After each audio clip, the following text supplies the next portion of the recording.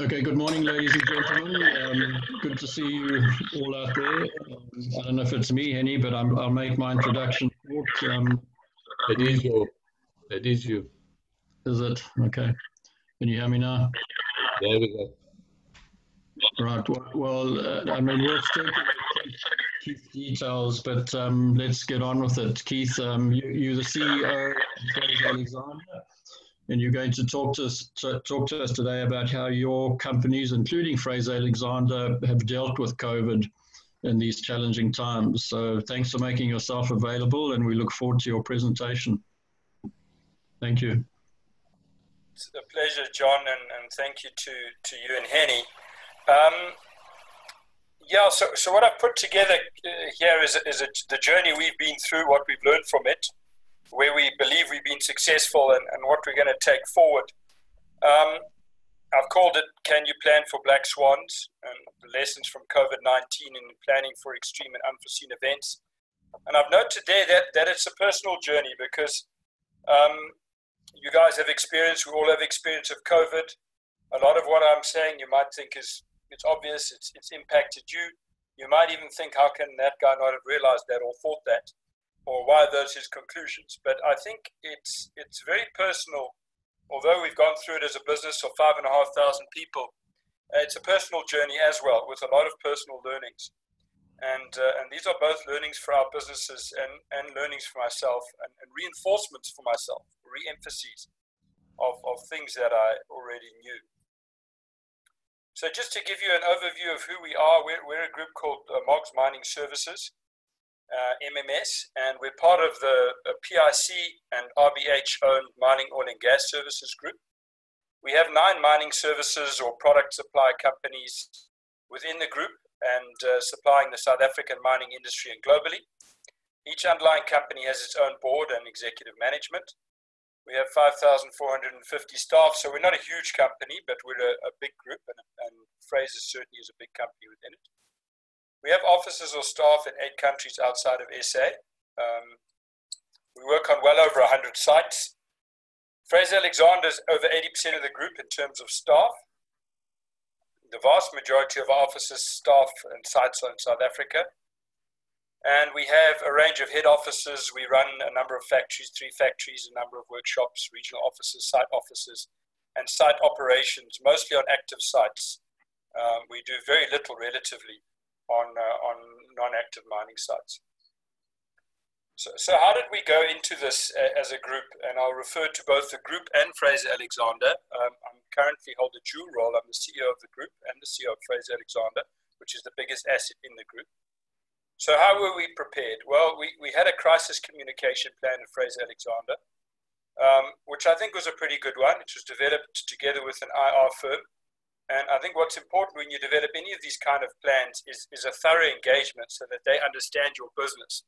They engage with not just your executives, but they understand your business so that you can prepare proper responses to emergencies. We constitute a crisis communication management team. We went through some media training, and we also ran some live simulations. And I must tell you, I wouldn't call them disasters, but when you run crisis simulations, you learn every single time, and you will learn every single time you run one. And we didn't imagine when we ran those simulations that we'd be faced with something like COVID. I think what really stood us in good stead, and I'll pick up on this a number of times through this talk, is we had a well-aligned group of company executives and senior managers, both within Fraser's, but then within the underlying group companies as well.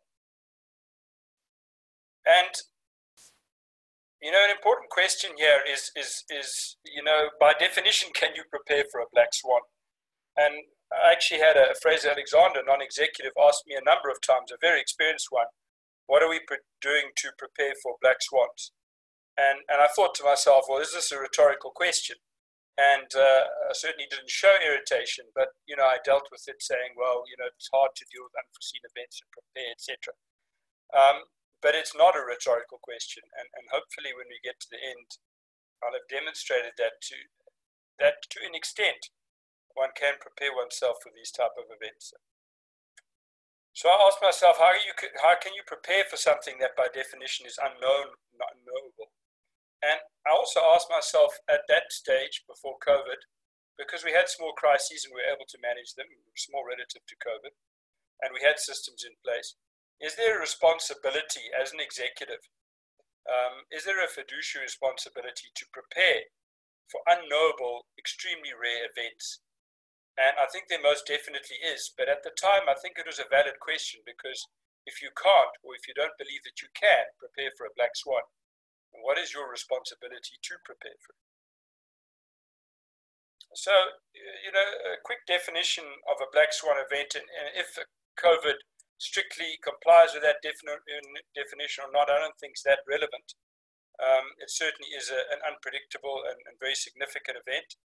I'm sure you're all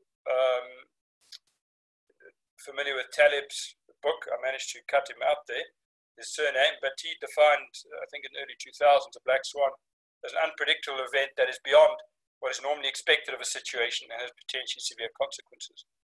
These events are characterized by the extreme rarity, severe impact, and widespread insistence that they were obvious in hindsight, and you certainly can see some elements of coronavirus in this.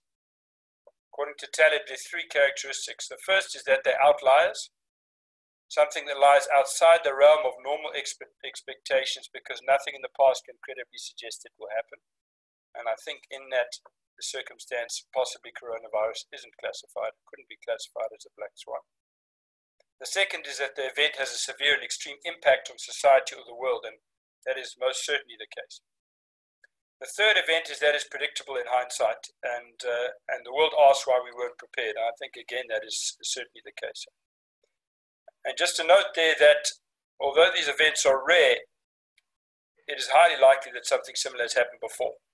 And in fact, we know in terms of COVID-19, novel coronaviruses have occurred. There's the Spanish flu is the most famous example, but there are much more recent outbreaks, some of which had more dangerous characteristics than COVID-19. So how did this crisis unfold? Well, I'm not sure how you all spent January and February and the early part of March, but really I think January and February were spent by me, largely not worrying too much about COVID. And I think that's because of some of the reaction around the world was certainly very relaxed. Where we were concerned at that stage was, well, what will this do to our supply chain, and what will it do to demand and supply in the mining industry? How will that impact our clients? How will it impact us? How will it impact our supply chain? We import a lot of imported equipment from China, India, and elsewhere. So those are the kind of concerns we had, but we certainly didn't see it as a catastrophic business event. World Health Organization declared it a pandemic on the 11th of March, and I suppose now it was starting to gain momentum. But at that stage, in that week, I actually had an exco meeting planned for the 16th of March, and I decided to cancel it, and it seemed a little alarmist. And a few people said to me, well, why are you canceling this meeting? And I thought it was the prudent thing to do. But within a couple of days, literally in that previous week, within a couple of days, by the time March the 16th came around, I'd actually turned that meeting into our first crisis communication meeting. So that's how rapidly it escalated from a concern, not a crisis, to it being identified as a pandemic, to us now swinging and putting in place our crisis communication strategy, or our crisis management strategy. South African government declared a state of disaster on the 17th of March. We started our bi-weekly crisis meetings with a broader group on the 19th of March. The phrases meetings we have had every single day. The broader group meetings we have twice a week. On the 23rd of March, President Ramaphosa announced the 21-day lockdown to commence on the 26th of March at midnight. And you guys have all been in the mining industry. And when you're on an active mining site, to imagine demobilizing from over 100 of them in 2.5 or 3 days is really quite staggering. So what we had unfolding here between the 16th, I would say, the 23rd, the 26th, was just a complete change in everything. Your certainty, your context, your perspective, your universe just changes completely. And I'm sure you all had that impact, whether in your business, your personal lives, or both. Everything just changes. And I think it's very easy to fall into panic at that stage. And that's probably the first lesson, we'll discuss it later on, is that you just can't panic. You have to assimilate this, take it in, make a plan, and get on with it. You just can't panic. Another issue that certainly made things very difficult in the beginning is none of us knew what was going on, and we all knew that there was huge risk coming. Risk to jobs, risk to health, risk to business, and risk to the viability of businesses. So you immediately get bombarded with questions and even demand from stakeholders. Your suppliers want to know, are you going to honor their payments? Your customers want to know, are you going to honor their service?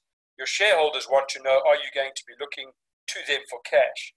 They want to know, are you doing everything possible to manage this crisis? And this is all within the first week.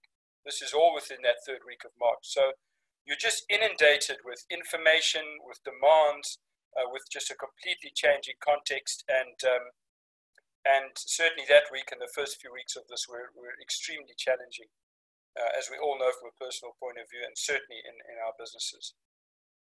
So how do you deal with the lockdown? I mean, this is a completely unprecedented thing. And it really throws you, obviously, into a state. You're now facing a zero revenue scenario. So out of our 9 companies, many of them were facing a zero revenue scenario.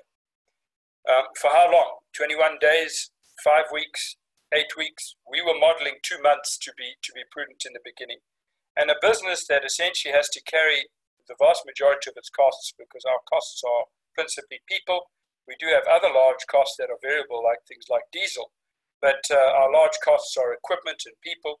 And you've got to carry that. And to carry that for 2 or 3 months with no revenue is impossible for almost any business. So you're immediately faced with, maybe this is the end of your business as you know it.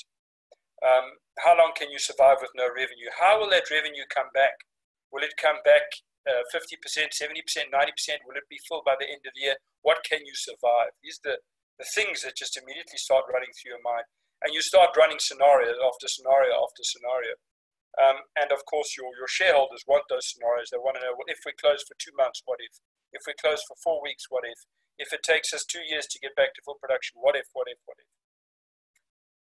How do you demobilize 4,500 people and the assets? Because we deliver our service with, in many cases, especially with drill rigs, some very large rigs, with a number of assets, but in almost all cases with assets. How do you demobilize 4,500 people, your assets, from your sites, from your factories quickly and safely in a matter of 3 days? How do you understand the regulations and how they apply to our businesses? Because if you guys remember, we had notifications of lockdown, then the regulations would come out over the next few days as the various departments in government got their heads around how to deal with this and created sets of rules to deal with it. And you very much struggle in what do you believe and who do you believe? Because there is just information out there, some of it real, some of it not real, some of it as a result of panic, some of it just far too detailed to be of any use to you. And how do you take what you can believe and you can trust and act on that only? So what we immediately did, we immediately established 2 absolute imperatives. These were our safe spaces to go to if things just got overwhelming. First of all was the health and safety of staff. So we were going to do everything possible to ensure that all our staff were kept as safe as possible. We were going to do everything possible to ensure that all our staff who weren't working, of which were the vast majority, were paid as much of their salaries as possible, because their well-being is both their health and also very much so, are they still able to earn?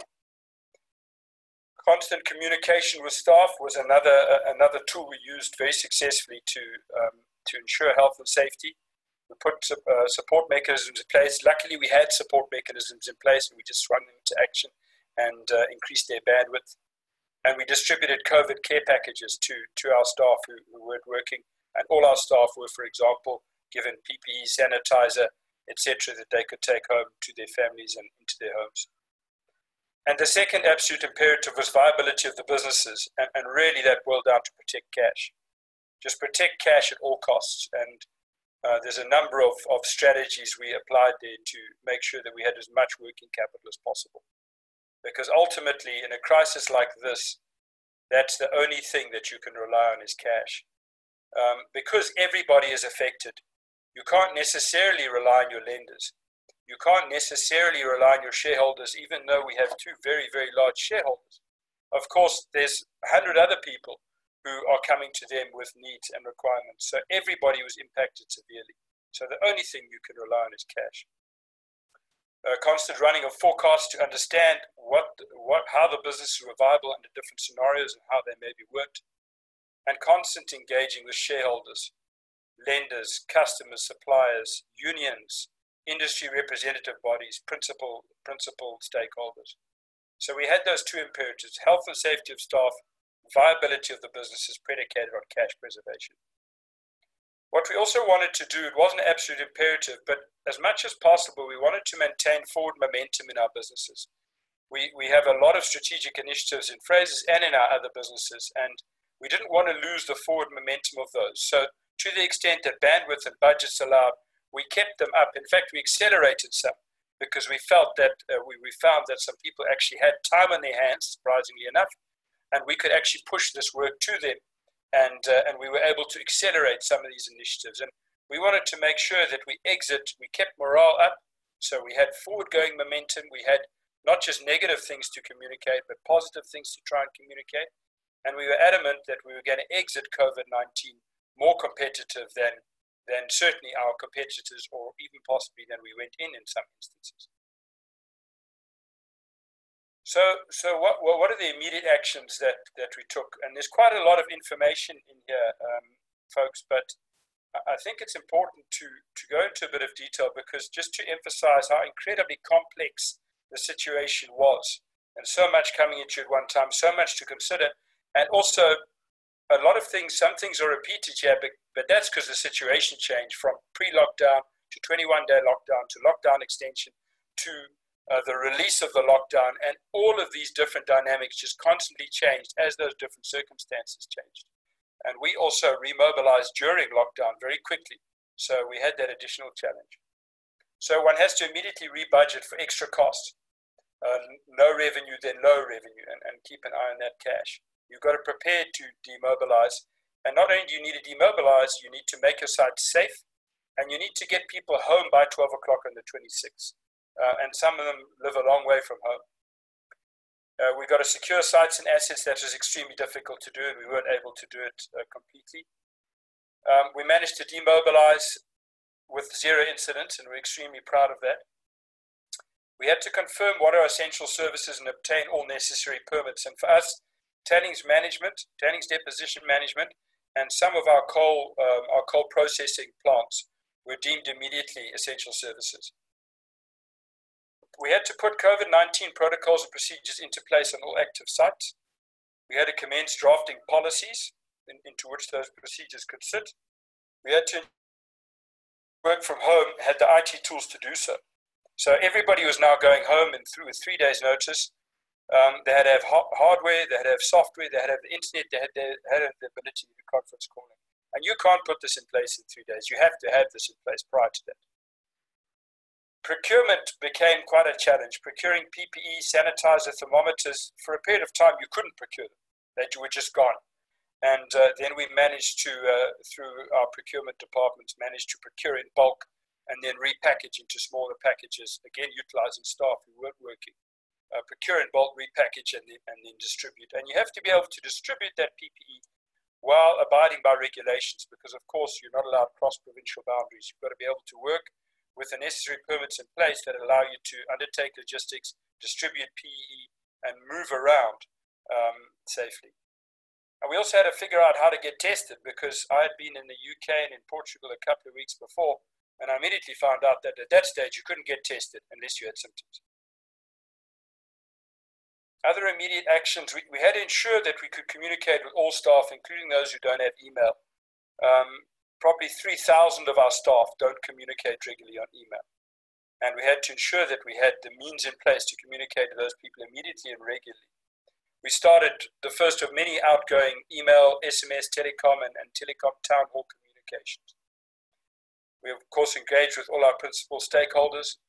We had to think about how to deal with offshore personnel. Some we couldn't get back. Some opted to stay. Some we could get back. Some had to stay because if you're doing something like tailings deposition management, you don't have a choice. You cannot abandon that site. We had to consider, what do you do in countries and on sites or with clients that have not responded to the crisis or responded in different ways? Do you apply your own standards there?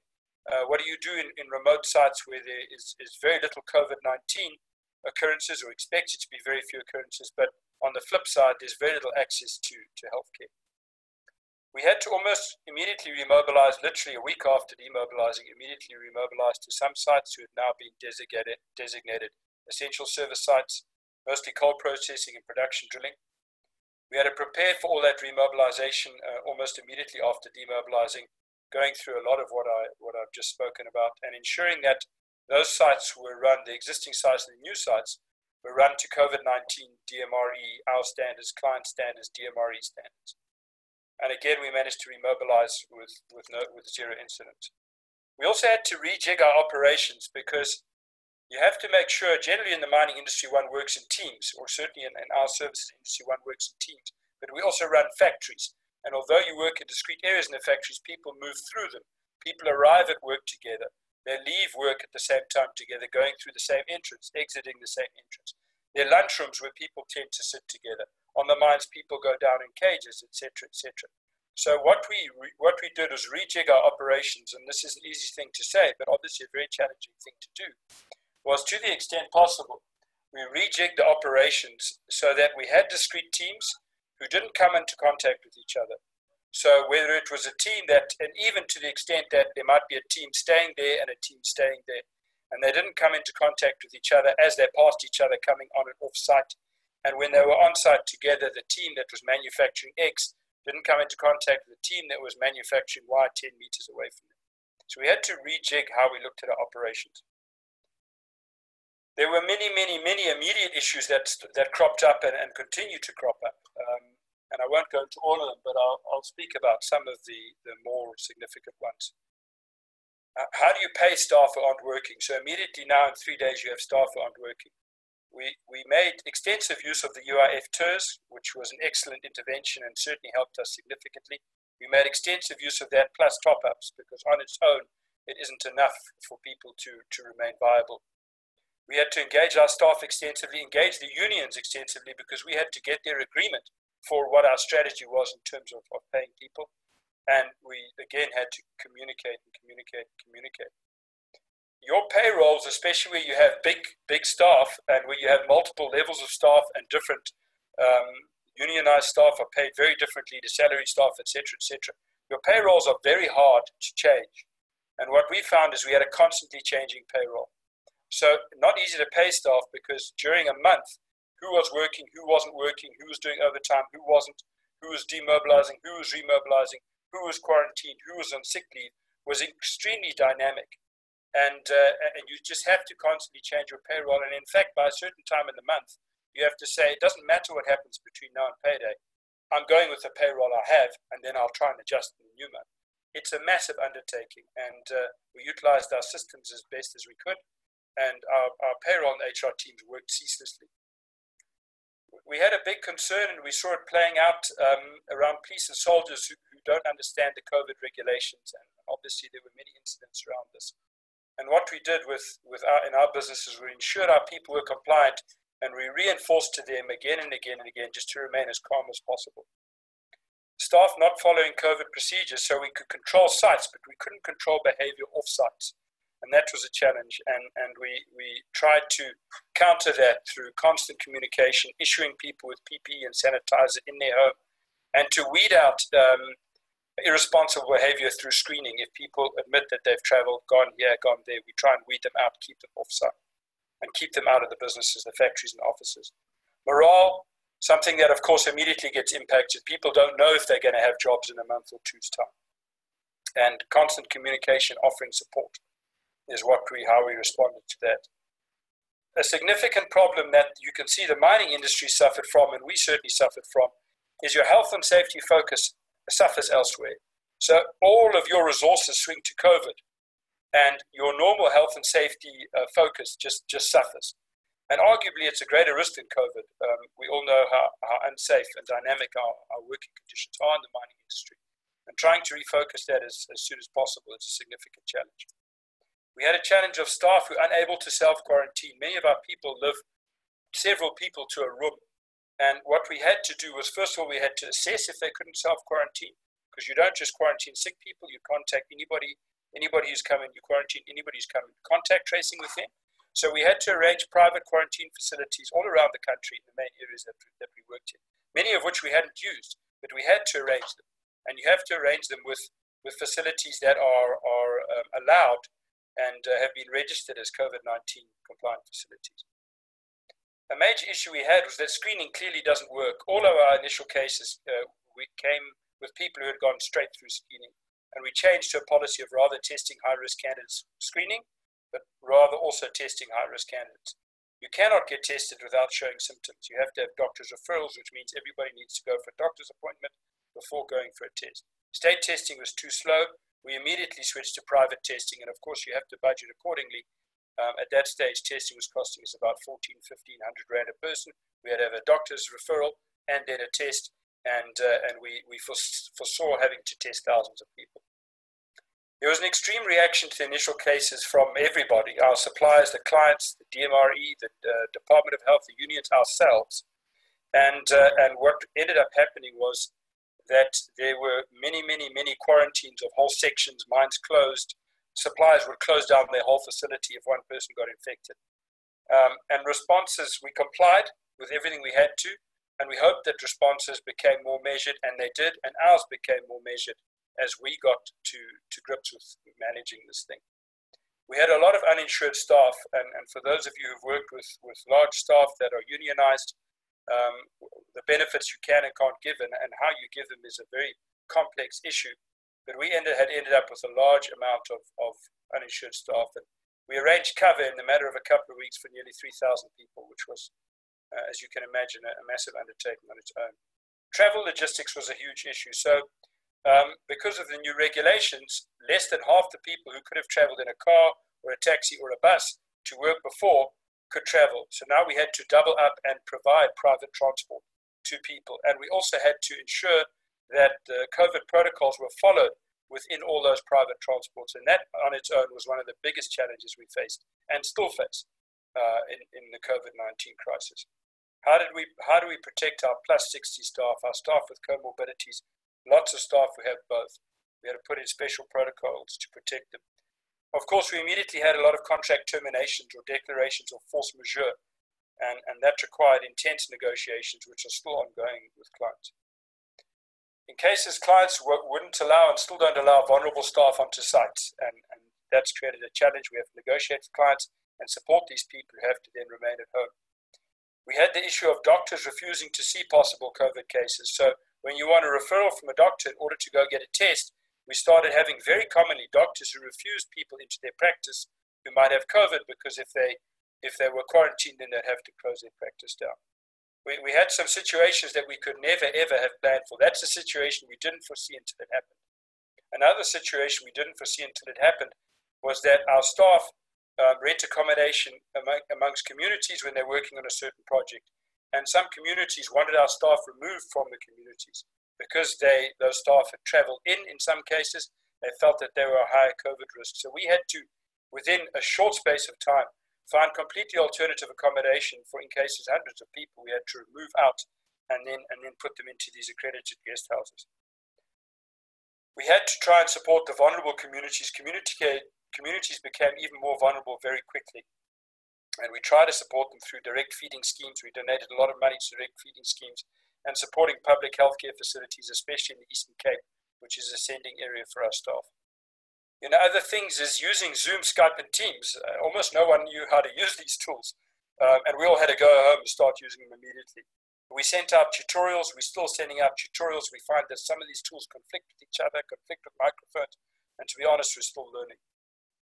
Another immediate issue is working constantly online and alone is a big challenge. And to be quite honest, we're still figuring that one out.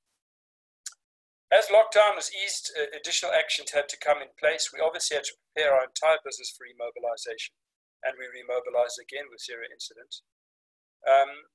Contract issues just rapidly increased as we got back onto more sites, more mines opened, and then we had claims, extra costs, force majeure, demands for discounting, demands for payment term extension. So negotiations with clients and contract negotiations and enforcement became very, very intensive and remains very intensive. We had protocols for remobilizing staff from hotspot areas. So staff who weren't working went to hotspots in the Eastern Cape. How do you deal with people coming back from those areas? Do you ask them to stay there, test them there before you allow them onto transport? Do you test them in a central area? Do you allow them to go to site but remain off-site and be tested separately? Do you only screen and then test? That was it was a very challenging and remains a very challenging issue, and I'll come to that again a little bit later. We had to make sure that we engaged with our industry, especially the Minerals Council. We really the fees that we paid to them for years really came back in spades, and our relationship with them really paid off. And with our customers' health and COVID forums, so we developed partnerships with our big customers and developed engagement forums with our big customers so that we could share knowledge and share responses and share resources to deal with COVID. What are our current front of mind issues as we sit here today? Well, a lot of what I've just discussed, but sitting right here today, we have a backlog in TERS payments. We haven't been paid many payments from June, July, August. So we're obviously starting to build up big provisions in our businesses. Long weekends are a problem. People have to return home. If they're on contract projects, they've been there for months, they need to return home. How do you deal with them when they come back to site? How do we deal with staff who still cannot get back into South Africa?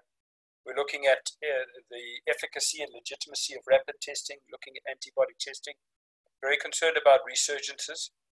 Contractual disagreements, disputes, and claims are very much still front of mind. And while you go through these, you of course don't get paid and can develop a very significant cash flow hole. Vulnerable staff still not allowed on client sites is an ongoing issue. Ongoing forecasting, budgeting, business plans. We're now looking at 2020, 2021, 2022. How do we try and take COVID-19 into account in the next few years? And it's not just COVID-19. We're asking ourselves, what impact, lasting impact, is COVID-19 going to have on the industry, on supply and demand, and where is that going to put us in the next couple of years? Engaging with lenders to ensure that current and planned projects remain funded. So we utilize a lot of asset-based funding, especially in our drilling companies for drill rigs, and also in Fraser Alexander, where we own and operate a lot of mineral processing plants, which we fund largely through asset-based funding. And we had to make sure that plants that are in build remain funded, and that plants that we are going to go into build can be funded. We need to ensure that trying to stay COVID disciplined as things relax and refocus on normal health and safety. So I'm going to go through the main lessons learned. Henny, how much time do I have? As much as you need. Okay. I'll slow down a little bit. I'm going to go through the main lessons learned, and I kind of started off with 3 and I expanded, and you can see I said 7 there, but I actually ended up with 8.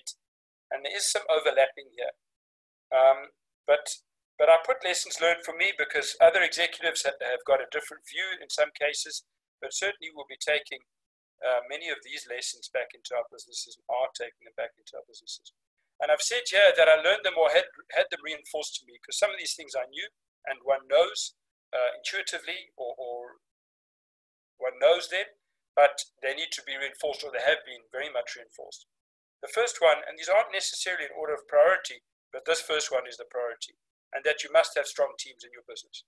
If you don't have strong teams, you just don't stand a chance in a crisis of this nature. And that includes your board of directors. You've got to have a strong relationship with your board and your shareholders, and it's got to be a relationship of mutual trust. Because this crisis starts, they're of course immediately concerned about the businesses and about the people in the businesses. And they've got lots of questions and they want answers as quickly as possible.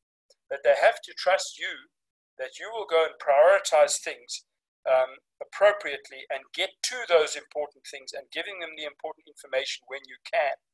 And if you don't have that trust relationship, again, I think you will just go down a very dark hole of miscommunication and conflicting priorities and demands. So having strong teams definitely has been proven to be the best way to prepare for any eventuality. You need self-motivated individuals capable of critical thinking, especially if people are at home. I've been at home since the 3rd week of March, and so have many of the rest of our teams. and you have to be self-motivated. You have to be aligned, and you have to be ethically aligned. If you make decisions, and as I said earlier, we made some in-principle decisions, then no one can believe, well, actually that decision doesn't make sense, or I don't support it. You have to be aligned. You have to be very highly engaged. There's absolutely no room for egos in a crisis. You can't have people starting to empire build, protect their interests, whatever it may be, trying to monopolize conversations. There's just no room for it. And I spoke before, you have to have trust, complete trust in each other, and faith that people are going to do what they need to do, because you can't possibly, as any manager, try and ensure that everybody does what they need to do. Another very important lesson, and it only really came home to me in the last few days, now that we're refocusing on health and safety elsewhere, and we really need to bring about massive change in some of our health and safety practice that has slipped, is that you can bring about massive and immediate change in a business if you apply enough pressure. We've seen that with COVID. And you can see, if you go to sites now, you can see that everybody follows their COVID-19 protocols, but they're starting to slip on other health and safety protocols, which tells you that everything can be enforced equally if you apply enough pressure. And conventional thinking, when you run large businesses and businesses in the mining sector, especially in dynamic and dangerous environments, is it's very, very hard to bring about change and to change culture when it comes to certain things. And that's true. But definitely this demonstrated to me that if you apply enough pressure to critical things, you can change them more effectively than you realized. You have to stick to your imperatives and your principles. You decide what's important, and you ignore the noise, and you keep going back to them if you get overwhelmed, because sometimes you just get overwhelmed and say, I can't deal with all of this. Then go back to those essential buckets and ensure that you are delivering to those things, and let the noise fade. You have to be able to have some way to just continue to refocus your efforts. This is something we all know, but the importance of leadership being extremely consistent and transparent. Without it, you'll never navigate your way through something like this. The cash is truly king. It's the only way to protect your business with 100% certainty. Your facilities tend to disappear in a crisis. You have to have cash if you want to see yourself through something like this. It reinforced to me and many of us that many of our staff and the people in South Africa live in very difficult circumstances. And it's much easier to go through COVID when you have a garden and you have space than if you are living several people in a room. If you can't homeschool your children, there are circumstances that our staff and people in South Africa live in that make them extremely vulnerable, and that was highly reinforced to us as well. You must always remain close to your principal stakeholders. Trying to get close to them in a crisis won't work. Trying to get close to your suppliers, your customers, your unions, your shareholders, your lenders, now that a crisis has unfolded and you haven't spoken to your bank in 2 years, won't work. You have to be close to them so that if something comes around, you understand each other, they get you, they're prepared to give you some leeway, you're prepared to give them some leeway. If you push your suppliers out by a bit, they trust you, they know that they will get paid. Your customers are prepared to pay you as quickly as you need to be paid within reason. And the final one, I know I said 7 at the top, but it's 8, is communication. It has just been so terribly important, just constant communication through a variety of channels. So you must have the means to do so. You must be able to communicate with 5,500 people. It's no good communicating to 1,000. Your ability to communicate like you used to, whereby you communicate messages to your managers, and your managers then communicate them to staff on site, is gone, because your staff's now sitting at home. So you must have the means to do so. It must be proactively done. Don't wait for questions to be asked. Go forward and give answers or give information, share information before the questions get asked. You've got to have effective formats to communicate in. And your communication has to be transparent, and it has to be authentic, and you have to do it again and again and again and again. I just want to give you an example of something we put in place very quickly within the first 2-3 weeks of the crisis. And this is actually something I took on myself to do. And one of the main reasons I did it is I was being constantly bombarded with concerns from the PIC, from RBH, from my board, from board members, both at Fraser's and in the group, contacting me individually as committees, as boards, what's going on, what's our status, are we doing this, are we doing that, are we taking advantage of this, what about our staff here and there? So I just couldn't respond, or we just couldn't respond to all of these things. And it just makes one panic, just having these constant demands. So what we did is created a dashboard. We created a database, Excel at this stage. We have subsequently gone on to develop an app in Fraser Alexander to manage this. So we have an app in place at Fraser's now. The other companies are a lot smaller. So we developed an Excel-driven dashboard. And in that dashboard, this one deals mostly with the cases. And this is from a few weeks back. How many cases? How many recovered? How many are active? How many employees do we have? How many on site? How many are at home? In which countries are they? Are they infected in those countries? How many have we tested? How many have we screened? How many have we tested privately or by state? Have we accessed UIF? Are we compliant with all relevant regulations? Where are our people quarantining? How many are quarantined and where are they quarantining waiting for testing? How many people are quarantined and where they're quarantined if they've been tested and to be found to be positive? How many cases are asymptomatic? How many cases are displaying symptoms? And of those cases, how many are at home or in a private at home? How many are in a hospital, and how many are critical, and how many are stable? And this was extremely effective because once we started communicating this, the questions went away, and the stakeholders were comfortable. We communicated this to the unions, to the shareholders, to the board. They were then comfortable that we were on top of the situation. And we gave it quite a lot of detail. So what we did here is we showed both in a risk, in a timeline and a response, what were the milestones as COVID-19 unfolded that we went through. This is again a few weeks old. We update this every week. And then what is our responses to those different circumstances? And what we run at the top is a risk profile of those two principal risks. We have many related to COVID, but the two go back to those initial imperatives: health risk and business risk. Who owns them? And obviously at a group level, I own them both, and then individual people own them in other companies. And what do we see? And these colors just represent extreme and high risk levels according to our risk framework. What risk are they currently sitting at? And where we're hoping through our responses, we're going to be able to take those risks down to going forward. And this dashboard both summarizes our efforts and also very effectively communicated to our principal stakeholders what we're doing. And it's made them very comfortable that we're on top of this situation. Some more lessons learned, and again, there might be some repetition here, and some of them might not seem that important, but they are. Your staff databases must be up to date and squeaky clean. You cannot now start looking for someone's cell phone number or someone's address when you're in this crisis and everybody's had to go home. Your payroll systems must be as effective and as digital as possible. The more manual they are, the more difficult it is for you to try and deal with these constant payroll changes that we have to deal with. Your leave systems, your HR systems need to be as digital as possible. Trying to deal with manual leave, because of course we now entered into a whole bunch of new leave categories. Is someone, if they're quarantined, how do you pay them? Are they on leave or are they on sick leave? If they're on TERS, are they on leave or are they on special leave? Do they utilize their leave and then get special leave before they go on to TERS? If they're sick, do they take sick leave? What if they exceed their sick leave limit? So these constant changes in our payroll just require a digital system. You cannot forget about the business itself. You cannot forget about your operations and delivering the best service that you can. You cannot forget about your normal health and safety in a crisis. You've got to go into these things with a strong balance sheet to ensure liquidity and lender support. And a strong balance sheet isn't just good enough. You have to have cash on balance sheet as well, because your lenders, to my next point, rethink during a crisis.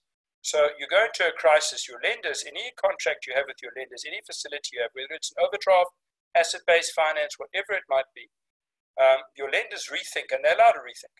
They rethink their facilities to you during a crisis. They might reprice them.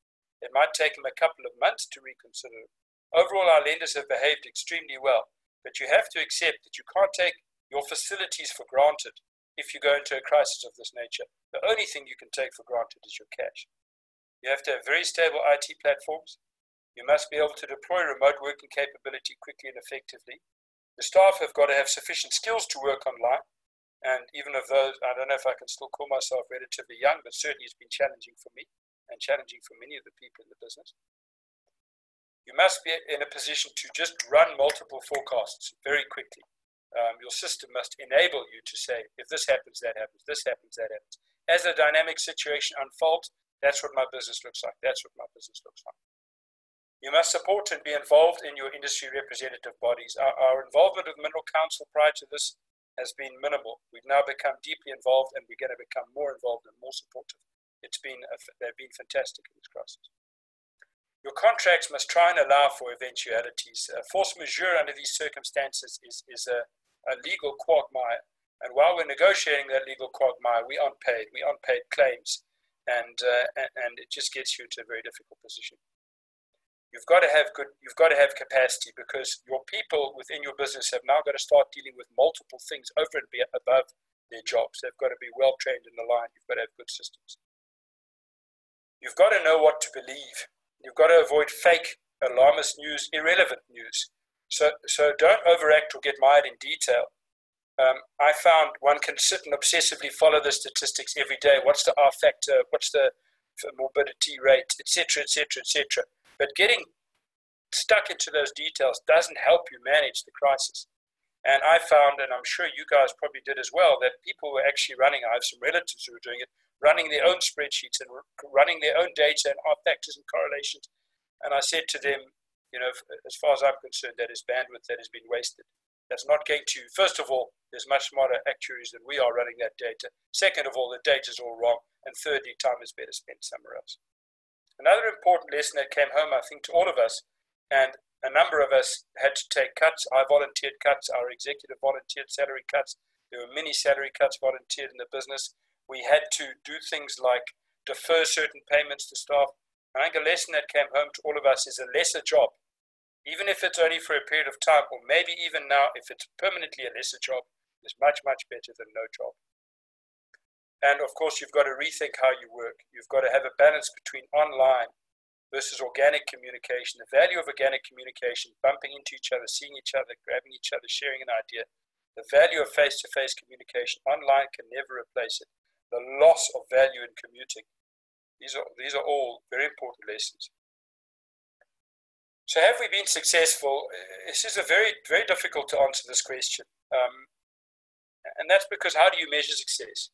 So when you go into this, you immediately start thinking, and of course, you've got to put a new set of KPIs forward to your board and your shareholders around goals for the business and goals for you as an executive, KPIs for you as an executive. So do you say to yourself, well, if we lose less people, if less people die in our businesses than the national average, have we done well? Is that a benchmark that you can accept? Can we accept not paying people a living wage? Can we say, well, there's nothing we can do about this. You're going to go home and get paid nothing or less than a living wage. These are your new measures of success. Your budget no longer means anything or doesn't mean much. These are your new measures of success. So at the outset, we took the view that we would lose no one and tried to ensure that no staff ended up in ventilators. And so far, we've had one staff member who went into ICU and onto a ventilator and now recovered. And I must say, our insurer Discovery has just been incredible and has supported us incredibly through this time. A question one sits and asks oneself now is, as we're moving through the crisis, one person has been in ICU. We spent a fortune putting private medical care in place for 3,000 people for the next 18 months. So one can stand back as a business person and say, well, was it worth it? Is that fortune you spent worth one life? Is it worth 2 lives? Is it worth 5 lives? What is it worth if you think as a business person? But our view is that if we improve our chances to save one life, that fortune was worth spending. And we had shareholders that supported us in that. Our view was that we had to keep households sustainable, which we have done to the best of our ability. Other terms of how do you measure success? Are your budgets still relevant? Surprisingly, amazingly, we have a number of companies that actually are going to make budgets. Some are going to beat it. But budget is no longer really a measure of success. How many jobs are you prepared to lose? Or you say, well, if I lose 20% of the workforce, that's acceptable. Can one accept losing one or a couple of our businesses? Can one accept putting a supplier into business rescue? Can one accept that you lose suppliers out of your supply chain? So we stopped worrying about budgets and we focused on cash preservation and business sustainability. And as I say, we're fortunate that some of our companies have done remarkably well under the circumstances. We ensured that all our businesses will survive this. No jobs were lost as a direct result of COVID impact. We didn't default to any creditor. We're very proud of that. We did not let our suppliers down. We didn't let them down in any way, shape, or form. And that's in spite of the fact that some of our customers let us down. We wouldn't let suppliers down. We obviously had to manage them. We had to manage our cash, but we weren't going to default on our suppliers. And another thing that we managed to do was we managed to keep that forward momentum. We managed to continue to execute those strategic plans and initiatives. Almost all were still relevant. And we reprioritized some due to COVID. And we, as I said, we took advantage of bandwidth of skilled people who were able to help us execute strategic plans, now sitting at home with not enough to do, and we took advantage of that to accelerate some of these. We're getting to the place where I'm not confident to say we'll ever learn to love and work with COVID. Apologies for that. I meant to say learn to live and work with COVID. We're managing screening, testing, cases, quarantining, etc. much better. Our site productivity is back to 100% in some cases exceeding, and in most cases we're getting there, we will be there. Resurgence is a real risk, especially as societies, business, governments, ourselves, we relax. And we are trying to come up with strategies to avoid that, although a lot of them are not obviously within our control. We've also been very successful in that we're closer to all our stakeholders. And the final question, and this is a big question, and I'll be expanding our learnings and how we apply them into business over the next weeks and months, probably years, is have we learned? And we've certainly, most definitely we've learned. What we need to do now, and it's been very hard to do this, is to make the time to apply the learnings back into our plan and into our business. Apply the learnings into our operating models and crisis plans. Prepare better generically for black swans, because although you can't say I'm going to have a black swan that is a COVID-19 crisis, or I'm going to have a black swan that is a global financial crisis, or I'm going to have a black swan that is a 9/11 terrorist attack, or whatever it might be. You don't know specifically what it's going to be. You can plan and you can put in place mechanisms to deal with an event you don't know what it's going to be, but it's going to have an extreme impact on your business, possibly on the entire economy, possibly on the entire society, possibly on the entire globe. And a lot of what I've discussed here, I think, is planning as best as you can for an unknown event. I also think you can consider what some of those events might be and then plan for them at an operational level, because some of them are going to impact the operations differently to how they impact the corporate level. And I'm not saying you've got different plans, but you might have a different emphasis, and your operational plans might be very, very specific to how a crisis impacts your ability to operate. Like, for example, that ability to operate in discrete teams that don't come into contact with each other. How quickly could you put another plan like that in place, for example? And I think that brings me to my last slide. So thank you very much for your time. I don't know if I ran over time. Henny said I had unlimited time, so I suppose not. But thank you very much for your time, and I'm very happy to take questions or comments.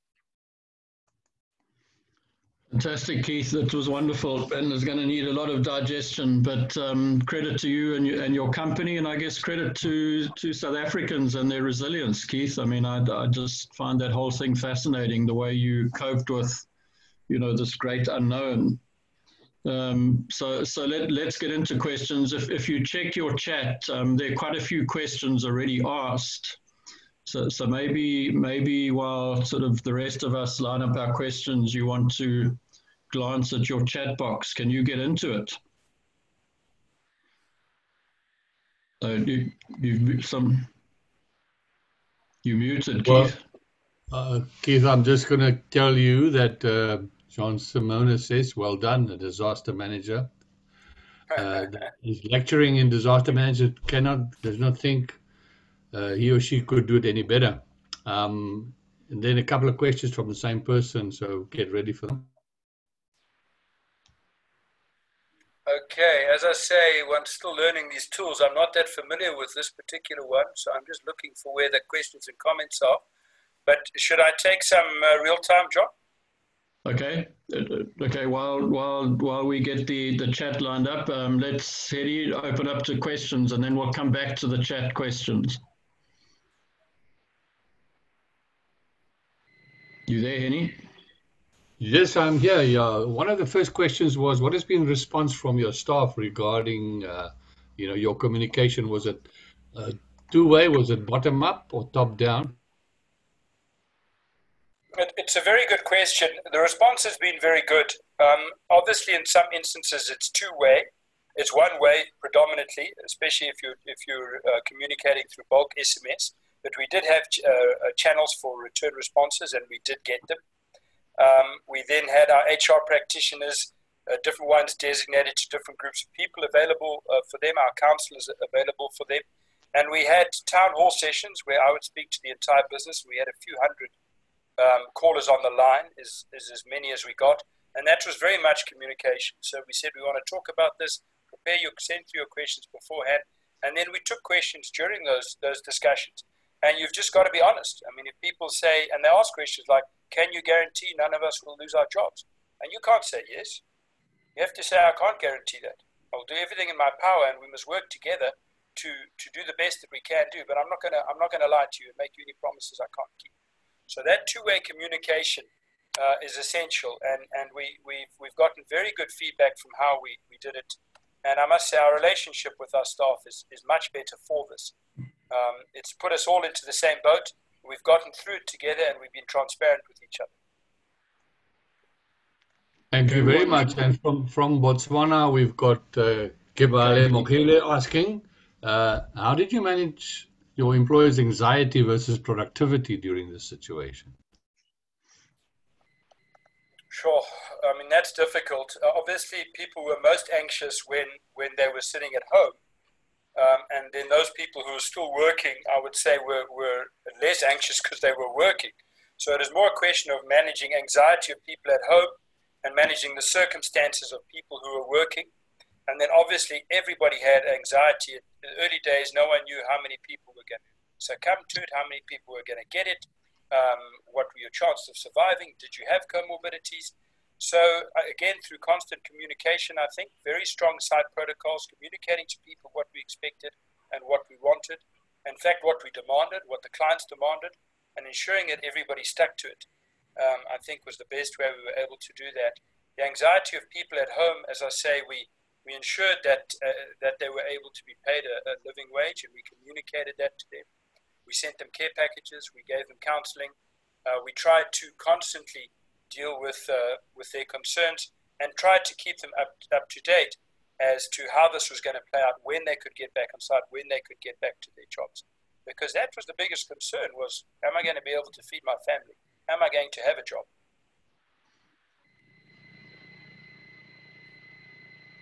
Great. Then Kutsia says, is this not a great opportunity to change your health and safety policies, showing all your successes in terms of COVID? Yeah, absolutely. A lot of our policies are geared to our operating environments before COVID, and our clients' operating protocols and procedures, and will remain so.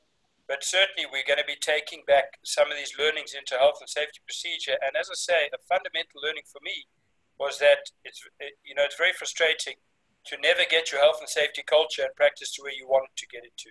No one ever seems to get there. The same goes for us.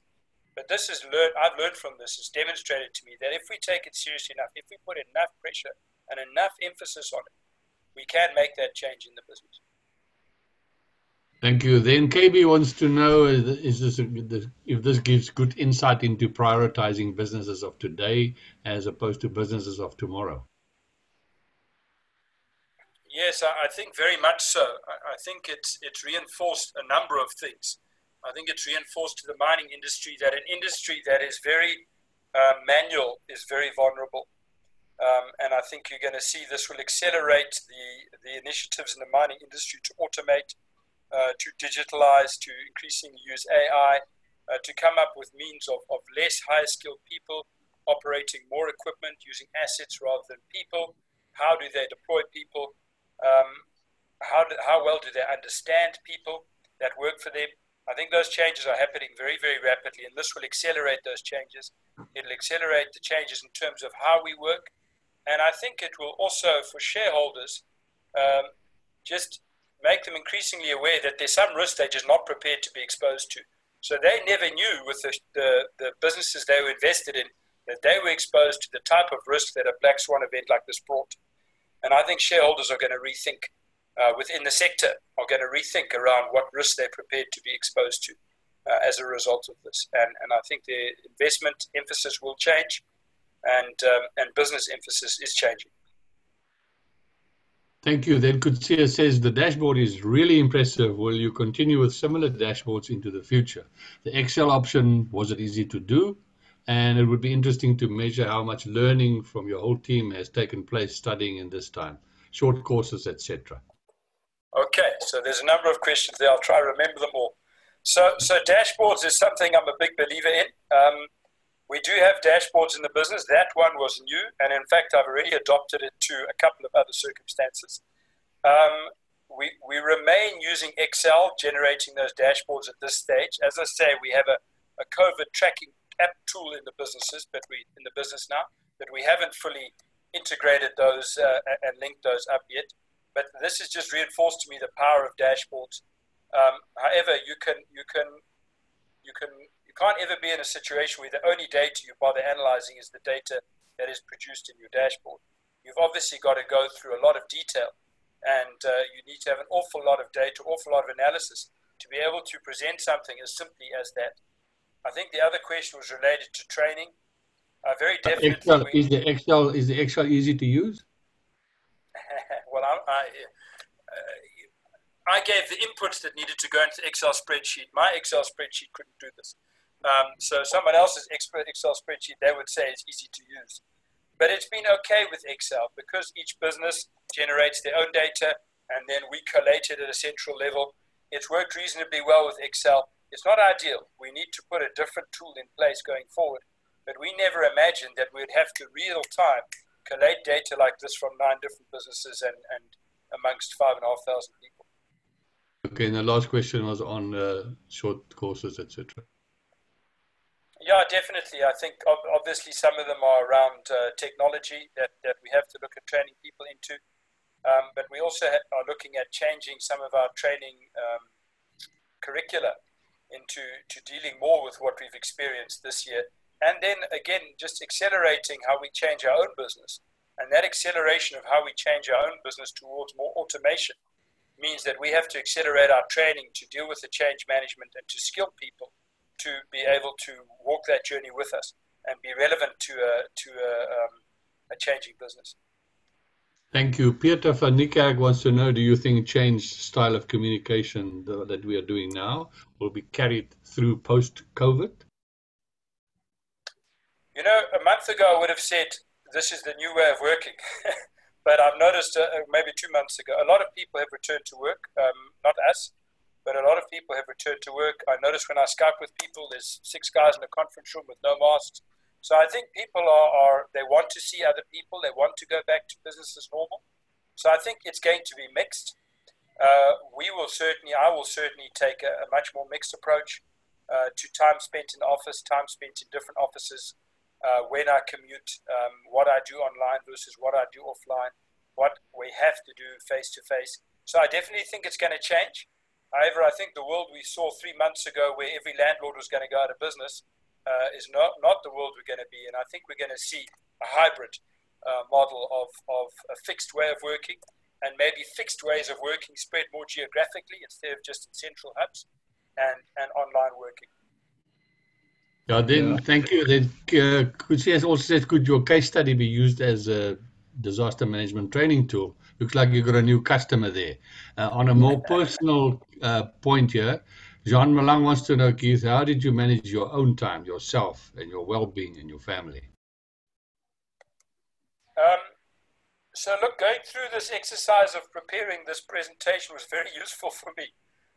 Because it kind of helped me remember everything we've gone through and sum it up, and I'm going to share this with my business and get more and more input into it. And certainly it's something I'm going to share with my shareholders and our boards and the group to say, guys, this is what we went through, that's what we learned, that's how we're applying it into the businesses. But you never stop learning, the situation's so dynamic. And then how does one deal with it personally? I think that's a very big challenge, and I think we've all faced that in our lives. And I think it goes back to something John said. Human beings are incredibly resilient. I mean, if you had to pose the question to all of us, all of us have been impacted by this, how would you mentally be able to deal with the scenario of having less money, being stuck at home, not being engaged with anybody, having your universe change, having a million things thrown at you. How would you deal with it? Many of us would say, well, I wouldn't be able to. But the fact is that almost all of us have. I think, the one positive out of it is you spend a lot more time with family. Although the negative of that is my daughter thinks that any time that I'm here is playtime or engagement time. So you often see her popping in and chatting to me. But that in its way is a nice thing. I found that keeping up with exercise, doing exercise, being careful with what you eat, I actually managed to lose some weight and get fitter during COVID. I think that that's very, very important. Being tremendously patient with each other as a family, that's very, very important because it's very easy to get extremely frustrated. And because you're sitting working at home, to have that work tension sitting in your home, and then I think when you walk out of this room into the rest of the house, you've got to try and find mechanisms to disconnect, disengage, and not just be with your family with work constantly in your head. That's very difficult to do. One is extremely distracted at a time like this. Okay, well, any questions from anybody before we start closing down? Yeah, I wanted to ask something. Keith, that was a fascinating, real case study into management agility, and congratulations.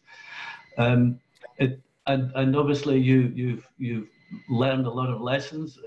It strikes me that one of the challenges would be, given that Black Swans happen maybe only every 2 or 3 generations, is how do you build some of those learnings into a kind of institutional memory, so that, in 2 or 3 generations time, we hope, the company, the people staffing that company have learned those and retained those lessons.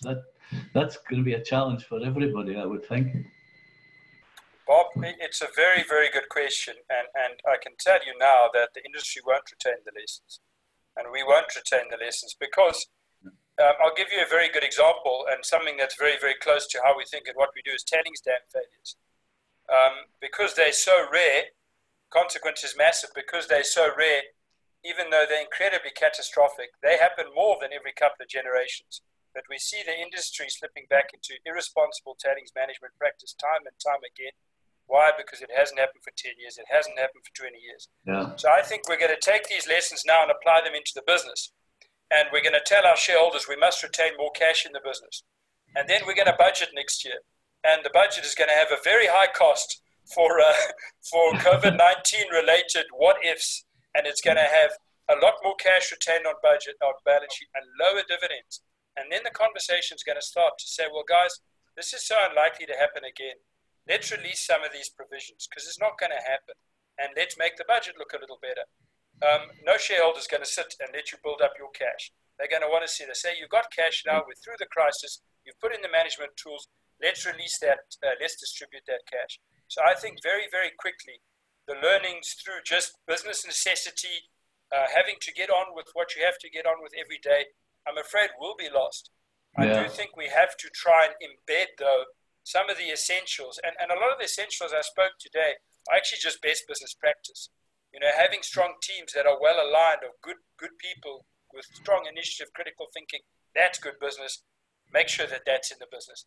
Having strong systems, digital systems that allow you to work rapidly with payroll, leave, HR, that's good business. So a lot of these, I think, can be inculcated into a business just as good business. But I guarantee that human beings, we have very short memories, and things will be lost very quickly. Yeah. If I can. Sorry, John. No, carry on. It's not really related, but I'm curious to know what the union, how your unions responded. You mentioned that you had discussions with the unions. Did you find that they were aligned to the requirements of the crisis? Yes. We have our representative union is AMCU through most of our business. A lot of our smaller companies don't have a union representation, but in our big businesses, it's AMCU. And we actually found AMCU, with whom we had built a relationship over the years. And in fact, I had built a personal relationship with some of the senior leaders there. So if we had at an impasse, at least I could phone them or meet with them, and we could try and work our way through it without having a strike or another crisis. So we had developed a relationship there. And actually, we found them quite pragmatic and quite complimentary around a lot of the things we did. For example, they said we were one of the first companies just to adopt private testing completely and adopt aggressive testing protocols. So overall, I'd say that's gone well. Some of our minority unions have been extremely difficult. I think maybe they're trying to gain relevance in this crisis, so they're trying to agitate for more. Yeah. And then we, of course, have got difficult conversations with our unions now because where the industry is where it's sitting, and some of the indices, for example, the CIFSA industry has just come out with a recommended increase to labor of 0%. So now we've got some very difficult conversations because our inflation to our customer is based on the same indices. So our customer is going to say 0% is the guideline. You can't give your labor 8. So we've started to have engagements with our unions saying, well, what are we meant to do now? And our customers saying, what are we meant to do now? When we're stuck between a demand for 7-8% increases and an expectation from client for 0% inflation on increases.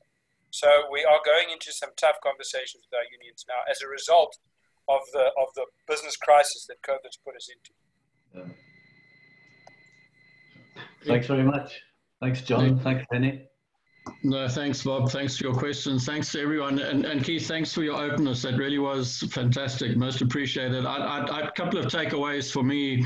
I mean, I find it fascinating that we have a technical person managing, big companies like you do. And we've all been through the debt phase. And I'm sure, as you say, the institutional memory won't be that long. But I do get the feeling when I look at a lot of our companies and some of particularly the stress companies, we really need more technical people focusing on the technical side and strengths of these companies to ensure that they do the right things. To me, I think we've got too many accountants in the business, but that's my personal view. And Bob, I see you laughing. You've managed big companies or been involved up at the front there, and I think it's a real problem. When you're an accountant and you want to stretch the balance sheet, it all just gets too easy. But maybe that's for another discussion. The other thing, Keith, I think you hit on a couple of other important points is your team comments. You obviously have put together a really good team or teams, and that makes a huge difference because, again, something I've learned from this period, and I haven't been at the business forefront like you, is on Zoom, you don't have time for egos or someone, as you say, who takes the floor. You've really got to be succinct and get to the point and get on and make a plan. And that's been, one of the secrets for me. And I must say, with Henny's out there, working with Henny's always been fun because there's no bullshit. You get to the point and you get on with it. So those are my points. But thanks. That was really fantastic, and I hope you will put some of this in a book or an MBA course. Just any last questions, comments? Oh, yes. John, I'd just like to compliment Keith on his efforts. I think it was a wonderful program that he put together, and hats off. And again, I support you in your comments regarding technical expertise and what we can do up front. Anyway, thanks very much. And Keith, well done. Thanks, Ed, and nice to see you after so long. Yeah, it is a hell of a long time. Anyway, any regards to Lisa? I will do so. Thank you. Anyone else? Andrew? Okay. Just excellent and fascinating and insightful. Very good. Yeah. Okay. All right. Thanks, everybody. This talk will be on YouTube soon through the good graces of Geological Society. So please, if you want to check up on all the valid points to participate and then do so. And then next week, we have a very interesting talk coming up from Tony Boniface. Sorry, that was the Air Force going over. And KB, thanks for your contribution. Maybe we need to get you to give a talk on what's happening in Botswana sometime. Thank you, John. I'll see what I can do. Okay, wonderful. Anyway, have a good day up there. And thanks, everyone. Really appreciate your time. Look forward to the next one. Thank you. Thanks, John. Thanks, Henny. Really appreciate it. Bye. Okay, take care. Thanks, John. Thanks.